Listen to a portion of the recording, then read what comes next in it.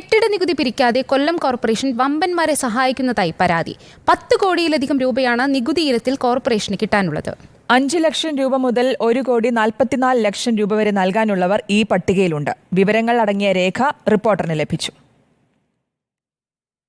കൊല്ലം കോർപ്പറേഷനിൽ കെട്ടിട നികുതി ഇനത്തിൽ 5 ലക്ഷം രൂപ മുതൽ 1.25 കോടി രൂപ വരെ നൽകേണ്ടവരുണ്ട്. എന്തുകൊണ്ടാണ് കൊല്ലം കോർപ്പറേഷൻ ഇതുവരെ ഇവരുടെ ഭാഗത്തു നിന്ന് നികുതി പിരിച്ചെടുത്തിട്ടില്ല?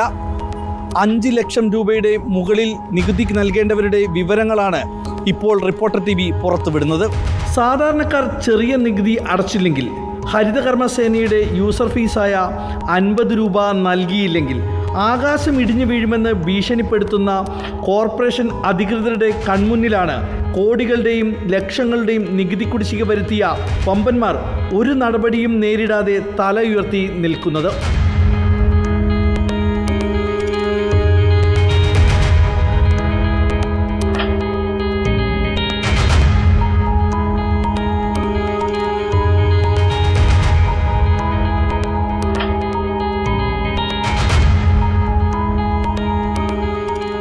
ആയിരത്തി 1994 മുതൽ കുടിശ്ശിക വരുത്തിയവരും ഇക്കൂട്ടത്തിലുണ്ട്. വിനോദ നികുതി കുടിശ്ശിക വേറെയാണ്. SPM ഗ്രൂപ്പാണ് ഏറ്റവും കൂടുതൽ തുക നൽകാനുള്ളത്. 1,45,65,431 രൂപ. സിൽക്ക് വേൾഡ് 31,37,915 രൂപ. ഹോട്ടൽ ഷാ ഇന്റർനാഷണൽ 15,34,661 രൂപ.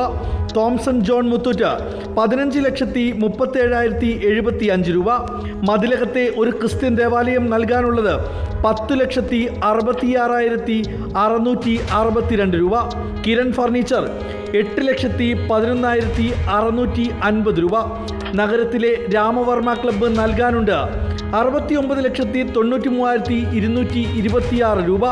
കൊല്ലത്തെ രാഷ്ട്രീയ സാംസ്കാരിക പ്രവർത്തകരും ബിസിനസ്സുകാരും എല്ലാവരും ഒത്തുകൂടുന്ന ക്ലബ്ബാണ് രാമവർമ്മ ക്ലബ്ബ്.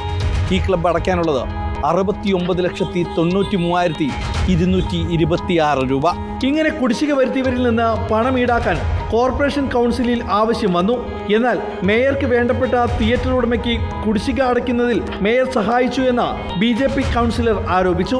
ഇതേ തുടർന്ന് കൗൺസിലിൽ കയ്യാങ്കളിയും ഉണ്ടായി. കൗൺസിൽ യോഗത്തിൽ കൃത്യമായിട്ടുള്ള പ്രതികരണം ഉണ്ടായി. അതിൽ പ്രതികരിച്ച ഈ 12 ലക്ഷം രൂപ അടച്ചതായിട്ട് മേയർ കൗൺസിലിനെ തെറ്റിദ്ധരിപ്പിച്ചതിന് മേയർ മാപ്പ് പറയണമെന്ന് ആവശ്യപ്പെടുകയുണ്ടായി. നമ്മുടെ പ്രതിപക്ഷത്തിൻ്റെ സ്വരം അടപ്പിക്കുക എന്നുള്ളൊരു മാർഗത്തിലൂടെ അവർ മുന്നോട്ട് പോയത്. അതിന് പ്രകാരമാണ് ആസൂത്രിതമായിട്ട് CPM കൗൺസിലർ എന്നെ ഉൾപ്പെടെയുള്ളവരെ കയ്യേറ്റം ചെയ്യുന്ന ഒരു നിലപാട് അവിടെ ഉണ്ടായത് കൗൺസിലിനകത്ത്. കൊല്ലത്തെ CIT ഭവൻ 2016 മുതലുള്ള 7,30,378 രൂപ നികുതി ഇനത്തിൽ അടയ്ക്കാനുണ്ട്. കുടിശ്ശിക അടയ്ക്കേണ്ട പലരും ഹൈക്കോടതിയെ സമീപിച്ചിരിക്കുകയാണ്. രാമവർമ്മ ക്ലബ്ബ്, പാർത്ത തിയേറ്റർ, ലിറ്റി വിശ്വനാഥൻ എന്നിവരുടേതും കേസിലാണ്. മേയറുടെ പാർട്ടിയും വേണ്ടപ്പെട്ടവരും നികുതി അടയ്ക്കാതായപ്പോൾ കൊല്ലം കോർപ്പറേഷന് ലഭിക്കേണ്ടത് 10 കോടി രൂപയിലധികമായിരുന്നു. ഈ തുകയാണ് ഇപ്പോൾ മേയർ വാങ്ങാതെ വെച്ചിരിക്കുന്നത്. ആരെ സഹായിക്കാനാണ് മേയർ ഇത്രയും കാലം ഇത്രയും തുക കൈപ്പറ്റാതിരുന്നത്?